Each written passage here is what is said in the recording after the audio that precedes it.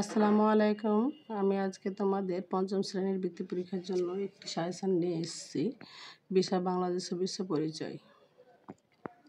এখানে মানবাধিকার থেকে এবং নারী জাগরণ অগ্রদূত বেগম রোকেয়া থেকে আমি কিছু প্রশ্ন দিয়েছি। মানবাধিকার সার্বজনীন ঘোষণাপত্র কী?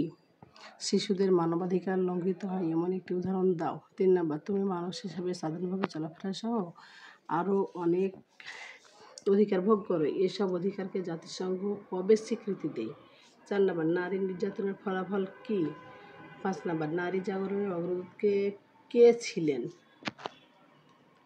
6, বেগম রোকেয়ার অক্লান্ত পরিশ্রমের ফসল কোনটি? 7, 1857 সালে নিউ ইয়র্ক শহরে যে আন্দোলন হয় এর মূল লক্ষ্য কী ছিল?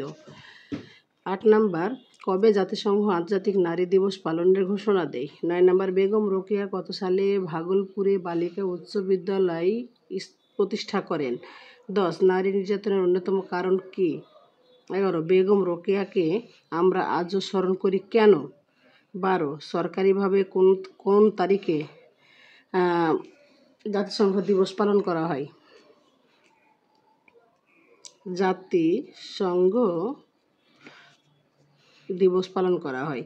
কত সালে জাতিসংঘ 8ই মার্চকে আন্তর্জাতিক নারী দিবস হিসেবে পালনের ঘোষণা করে? ফলে এখানে আমি বেশ 13টি প্রশ্ন দিয়েছি। তার ভিতরে দেখো যে 1 নাম্বার স্টার, 2 নাম্বার স্টার এবং 3 নাম্বার স্টার। তো 1 নাম্বার স্টারও করা লাগবে, তবে 2 নাম্বার আমি তোমাদের মোট 13টি প্রশ্ন দিয়েছি। এখানে 13টি প্রশ্নের মধ্যে দেখো যে 1 নাম্বার স্টার, 2 নাম্বার স্টার এবং 3 নাম্বার স্টার ব্যবহার করেছি। এখানে 1 নাম্বার স্টারগুলো করবে, কিন্তু 2 নাম্বার এবং 3 নাম্বার স্টারগুলো খুব গুরুত্ব সহকারে করবে। দেখবে যে এখান থেকে হয়তো কয়েকটি তোমরা পেয়ে যেতে পারো বৃত্তি পরীক্ষায়। ধন্যবাদ।